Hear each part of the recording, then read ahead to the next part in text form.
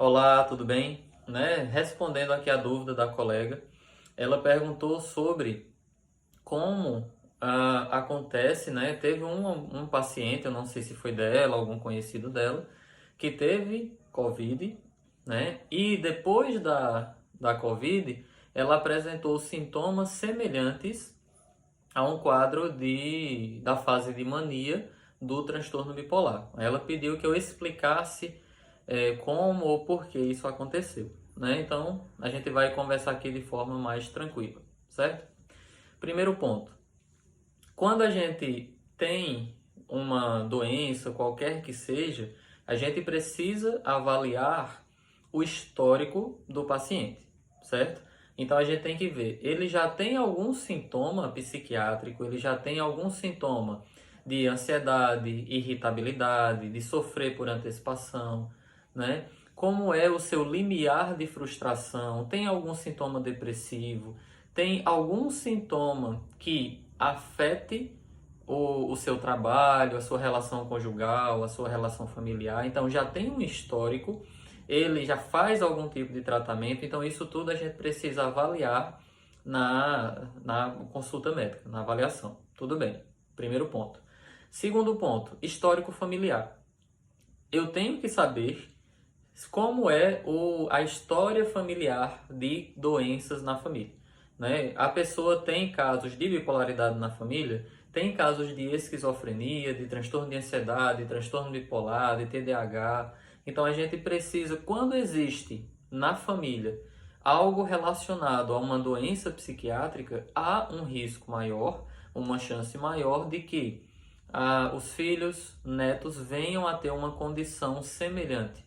Se não for uma esquizofrenia ou uma bipolaridade, mas algum transtorno psiquiátrico ou neuropsiquiátrico envolvido. Então a gente precisa disso também. Quando ela disse, teve a síndrome, teve o Covid, teve a doença, né?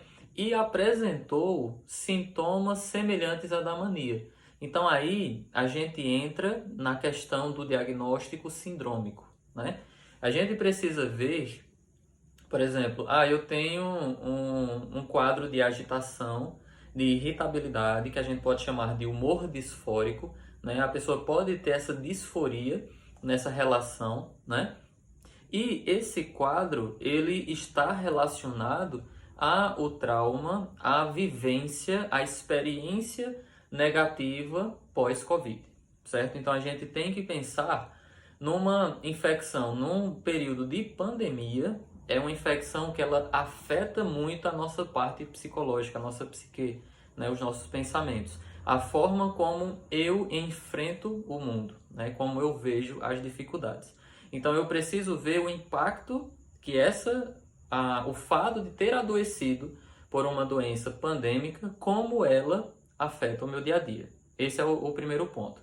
O segundo, ainda tem muita coisa na infecção pelo Covid que a gente não sabe. A gente ainda não tem estudos, por exemplo, trazendo correlações diretas entre a Covid e transtornos psiquiátricos maiores. A gente pode colocar isso entre aspas, né? Como bipolaridade, como esquizofrenia, né? Mas é certo que todo e qualquer evento que traga uma carga emocional muito forte, todo evento que nos coloque em perigo de morte, que faça com que a gente não consiga lidar com a situação, com aquela frustração, com aquele perigo, ela pode contribuir para o adoecimento mental. Esse adoecimento mental, ele pode se dar tanto como transtorno bipolar, se ela já tiver uma tendência a tal, pode vir como um transtorno de ansiedade, pode vir como um transtorno depressivo, certo? Por outro lado, existe uma coisa que quem me acompanha sabe, né? Eu já fiz até palestras, aulas, grupos de estudo online relacionados a isso, né? Sobre diagnóstico diferencial. Então é importante que quando exista um sintoma, né? Esse sintoma ele tem que ser conversado, avaliado, estruturado dentro de diagnósticos diferenciais. O que é que pode estar relacionado a esse quadro de irritabilidade, a esse quadro de ansiedade, certo? Então, quando ela tem sintomas tipo mania, como foi a pergunta, a gente tem que caracterizar. Realmente é um quadro que se encaixa na parte de mania, ou é uma questão mais relacionada à irritabilidade, ansiedade, agitação relacionada a um quadro ansioso, né? Uma alteração de humor como ansiedade ou depressão, né? Que a gente pode ter humor disfórico também nos transtornos depressivos, certo? Então, esse ponto, ele é importante.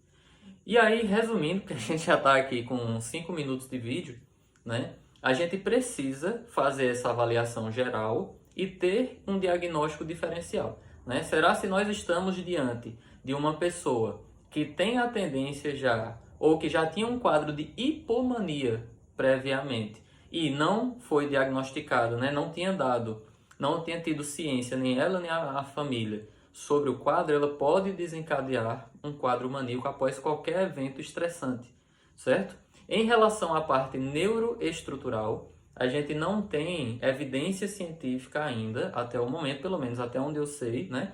Se alguém souber, pode estar mandando para a gente, se alguém tiver visto algum artigo novo, alguma coisa mais recente, pode estar mandando, que a gente discute, a gente estuda, né? Mas por enquanto eu não tenho nada sólido para estar falando na relação direta de uma lesão neuronal do COVID com a fase de mania do transtorno bipolar, certo? Eu espero que tenha trazido alguma informação relevante, né, sobre essa pergunta.